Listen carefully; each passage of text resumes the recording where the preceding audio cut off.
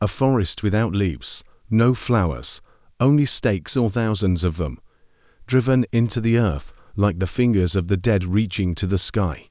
On each one, a human body. This is not legend. This is history. In 1462, as Ottoman Sultan Mehmed II advanced into Wallachia, he expected resistance. What he found, instead, was a message from hell. A vast plain of impaled corpses. Men, women, children. Some were skeletal. Others were still alive, moaning, dying, but not screaming. They lacked the strength.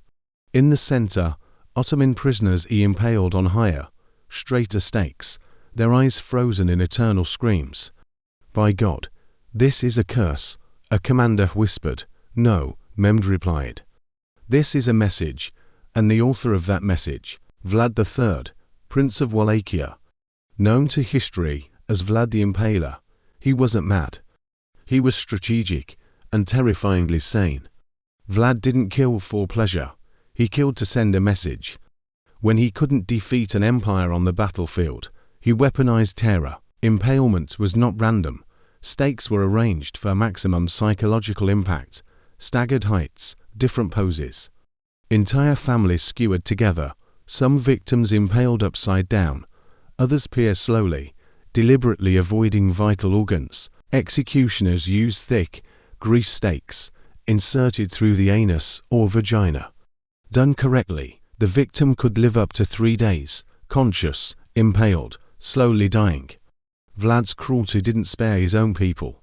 In 1457, he hosted a grand Easter feast for the Wallachia nobility.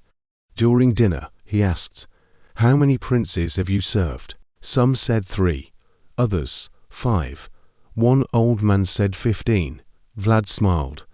"Then you are loyal to none." Moments later, soldiers stormed the hall. The weak were impaled immediately, the rest were enslaved.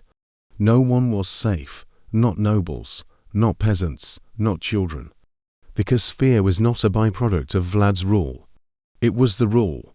Impalement didn't end with Vlad, it evolved. Ottoman Egypt, 17th century, French merchant Jean de Thévenot described executions in excruciating detail. Hands bound, stake inserted slowly, wounds treated with flour and turpentine to slow blood loss. Victims moaned, eyes pleading, as the stake moved up through their organs. This wasn't rare. It was standard punishment for rebels, thieves, anyone who offended authority. In Dutch Suriname, the method took on a colonial twist. African slaves were hung on iron hooks driven into their ribs. Not to kill immediately, but to let gravity and time rip them apart. These weren't punishments, they were performances. A warning to others. This is what happens when you resist, even in the 20th century. During World War II, impalement returned, silently. Japanese POW camps in Southeast Asia practiced the bamboo death. Prisoners tied over sprouting bamboo shoots, which grew inches per day, were slowly pierced from below, nature itself becoming the torturer. No beating, no interrogations, just time, pain, and horror. Why does impalement persist through time? Because it doesn't just kill the body, it kills the will. To understand the horror, we must go deeper, into the body of the impaled. It begins with pressure, not pain, just a foreign intrusion. The body clenches, but the stake pushes through, slowly. It parts muscle, sinew, organ. No tearing, no spurting blood, just spreading heat. The nerves ignite. A soundless scream rises, a moan escapes. Consciousness begins to shatter, and then the body is raised. Now gravity helps the stake. Every shift, every breath, every gust of wind drives it deeper. The victim cannot move, cannot lie down, cannot scream. They hang in one posture, dying, 4 hours or days. Some soil themselves, others hallucinate. Some pray, some see angels, others simply stare. Not asking for salvation, just for it to end. Passers-by die a little, too, not physically, but in memory. Because this is what impalement really is, a sermon written in flesh. a warning etched into the collective mind of a people, a message of power, one that echoes across centuries.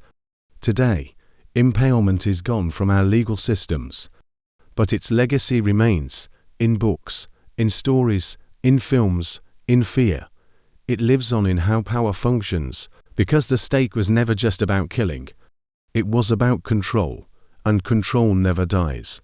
It just changes its name. Deterrence, just punishment. Strong impact, but if you look close enough, you can still see the stake. History is not just learned, it is felt.